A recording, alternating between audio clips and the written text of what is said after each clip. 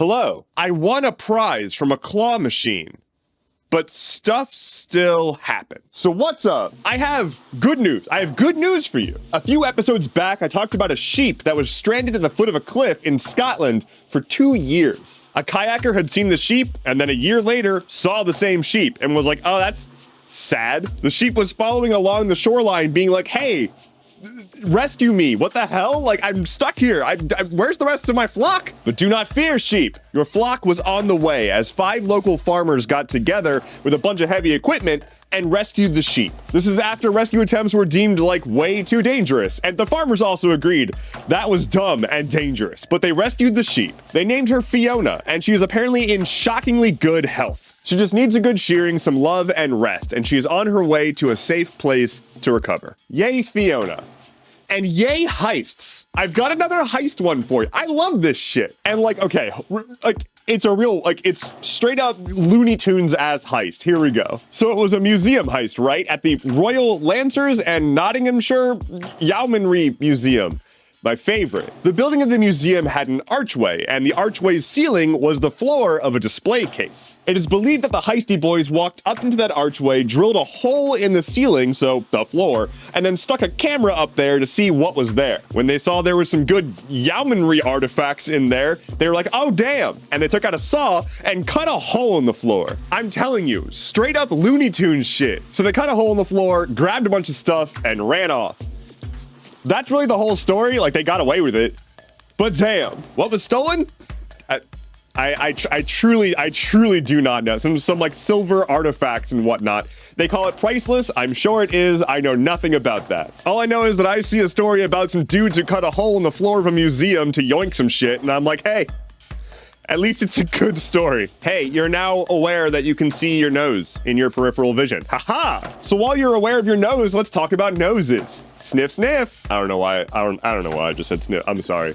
I didn't mean to say sniff, sniff at you like that. So some medical science people did some medical science, and they found that you smell in stereo. You know how you have 2 nostrils? If you didn't know, I'm sorry to break it to you. You've got 2 nostrils, and it turns out they kind of work in tandem to double check each other. Or at least that's my understanding of the scientists that did the experiment. So the science people asked some patients with epilepsy who were getting brain surgery to volunteer for an experiment. They slapped some alligator clips on their brain during the surgery, which is like one of those open brain surgeries where you're awake for it, and they did some smell tests. They would put like a scent delivery device up to one nostril and measure the response from the brain. What they found was that as they delivered it to one nostril or the other, one part or another part of the scent processing part of your brain would light up, and they wouldn't light up simultaneously. What they got from this is essentially that it seems like one of your nostrils might smell something first, and then the other one kind of checks its work and says like, yeah, I do actually think that's the smell of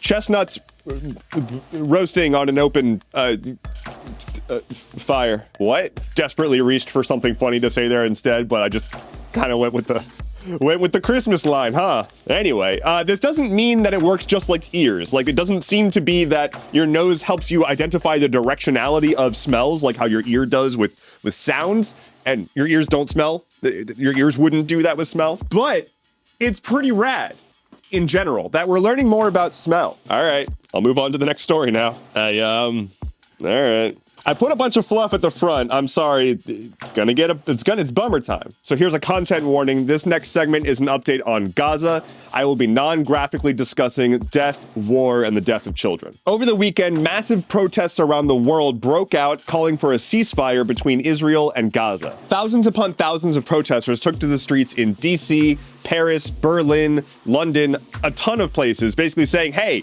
call for a freaking ceasefire. Western powers remain staunchly behind Israel as a political foothold in the region and have no real interest in calling for a serious ceasefire. There have been musings from individual officials and some departments saying, hey, maybe a temporary humanitarian ceasefire.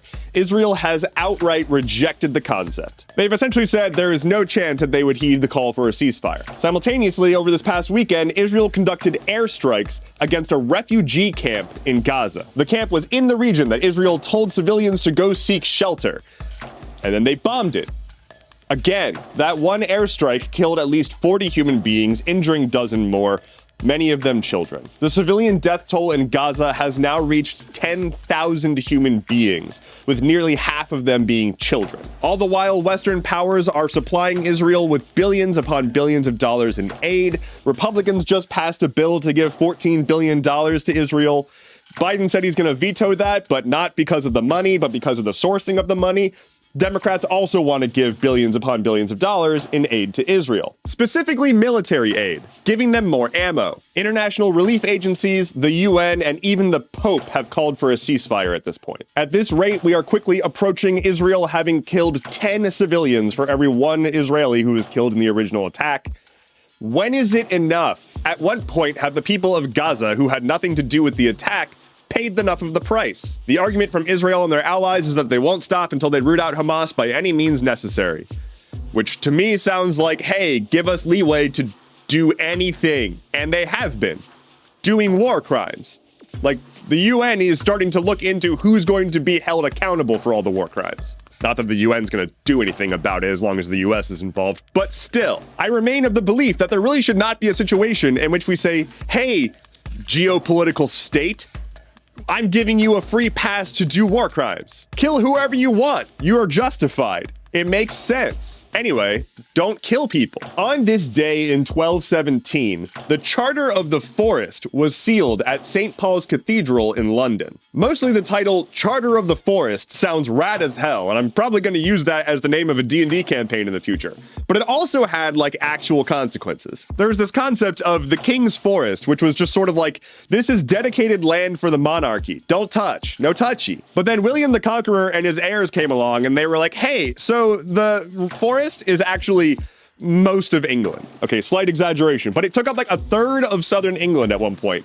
And people were like, hey, we can't live because we can't do anything with this land. They literally had a death penalty if you hunted a deer on the royal forest. Anyway, the Charter of the Forest essentially like rolled that back a bit, reestablished a few rights to being able to use the land. It wasn't perfect, but it essentially was like, hey, okay, yeah, you can like collect firewood and forage and maybe farm a little bit or something. Again, I'm mostly just here for the name. Lightning round. Among many others, Stephen King has now publicly shamed Elon Musk and asked him to stop trying to call Twitter X. Here's the weather. The UK has a proposal written up that would expand the definition of extremism to include people who, quote, undermine the values of the country. As YouTube's war on ad blockers continues to amplify, we've seen an incredible level of people installing new ad blockers on their browsers. I recommend using Firefox and uBlock Origin if you want the best ad blocking experience without going into more advanced stuff. It is my understanding that at this point, Firefox and uBlock Origin still blocks everything that's on YouTube, and that works fine. This is your reminder that Google also makes Chrome.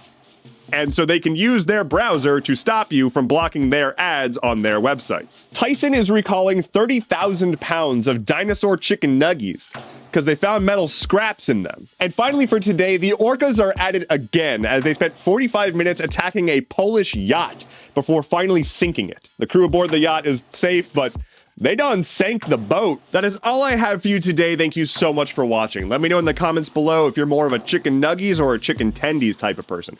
Or neither. Maybe you don't eat chicken. In which case, what do you eat instead of chicken nuggies? I don't know what else there is. My name is Endeavorance. I'll be back on Wednesday. Take care and be well.